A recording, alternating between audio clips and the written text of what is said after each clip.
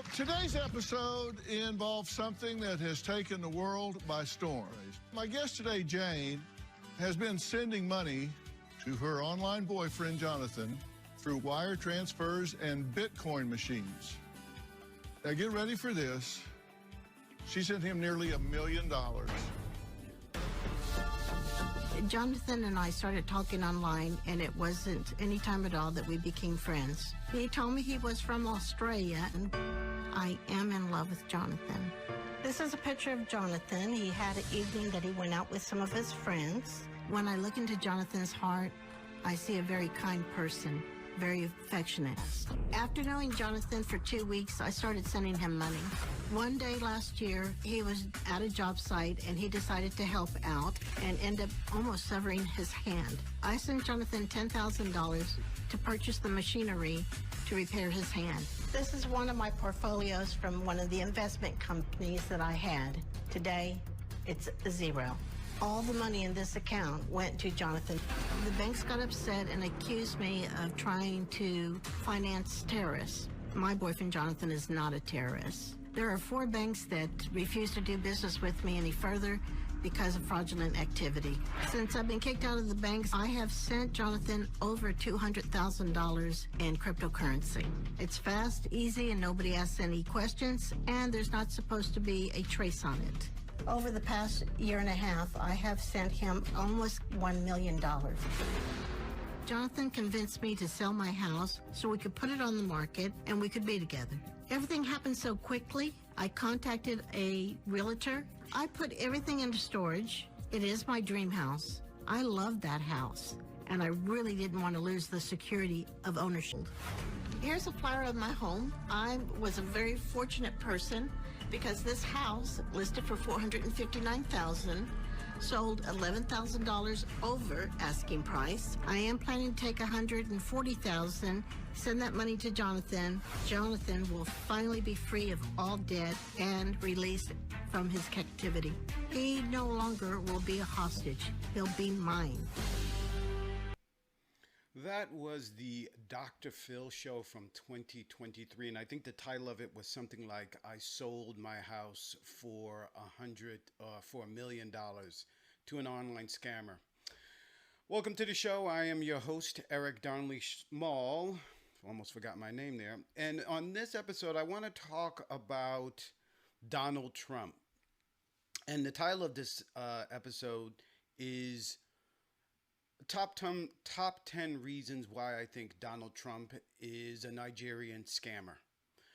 I'm going to go through on this video my top 3, and then in future videos, I will go through the rest of them. And I know the title is a little cheeky, it's a little cute, and it's a little bit over the top, but I really think there's something here. I really believe that and I've said this before, there is a hole in the Republican Party, I think it's actually a hole in America, that Donald Trump was able to walk right into and take over the party. And I think that the hallmarks of a Nigerian scam is similar to what Donald Trump is using. And I want to go over first some of the things that are known about Nigerian scammers. And I'm going to compare the top 10 list of those, and I'm going to compare that to Donald Trump, because these are not like one-to-one comparisons. You know, there are unique things about, of course, a Nigerian love scam, right? But you will find a parallel in what Donald Trump has been doing, which I find absolutely fascinating. And I think as a thought experiment, this is absolutely fascinating, very interesting. And I think it's the reason why Donald Trump has been so successful in getting loyalty. As of this recording, we are 2 days away from Donald Trump having been indicted. 18 co-conspirators with him. Now, you know, think about this for a minute. These are not a bunch of like vagrants, drug addicts. These are not like, you know, parts of our society, people who've been homeless, people who are in some kind of a mental institution and escaped and decided to support Donald Trump. No, these are people who are professionals, lawyers, mayors, In Wisconsin, it's the fake electors who are all politicians. These are people who have engaged in illegal behavior according to the indictment. Again, everybody is innocent until proven guilty. But these are folks who are what you would see as the top of our business. Some of the most esteemed people in our society have been drawn in, have been pulled in to the point where their own credibility, their own careers, their own freedom is now at stake because of Donald Trump and their loyalty to Donald Trump. The Republican Party, still has a loyalty problem to Donald Trump, to the point where some people suspect that the Republican Party may never be able to recover from what has happened over the last, 7 years or so since Donald Trump has been in the presidency and since he's been out. So I want to go over that. And there's a very particular reason why now, with respect to Donald Trump. Why now? What is it about the love scams? And also, the Nigerian love scams are very successful. As we saw in that video from Donald Trump from 2022, this woman was not the only person, and certainly not the last person, to be caught up in one of these love scams and be willing to give up their entire life savings and everything for that. Why is that happening? What is going on with Americans and with people today? Hillary Clinton was on Rachel Maddow's show the same day as the indictments came out. Actually, a fascinating interview because it goes into a lot of the things that I'm talking about with respect to what I think is going on with regard to these love scams. I want to just play a portion of this and then come back to it, because she has written an essay that I think speaks to what I think is also going on. On the issue of sort of healing and getting better as a country on this, in reading your article in The Atlantic, I feel like I get the diagnosis. You talk about Surgeon General Vivek Murthy having essentially diagnosed this problem of loneliness being a health problem in this country. You describe it as a real political problem as well.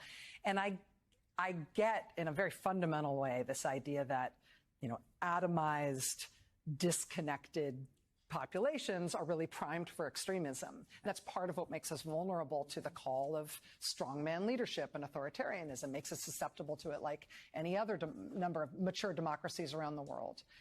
What I don't get is the prescription for how to fix that, and whether that is a prescription that should come from people who want to be political leaders, or whether that's something we need to cure as a culture in some other way. I mean, what's the way out of it?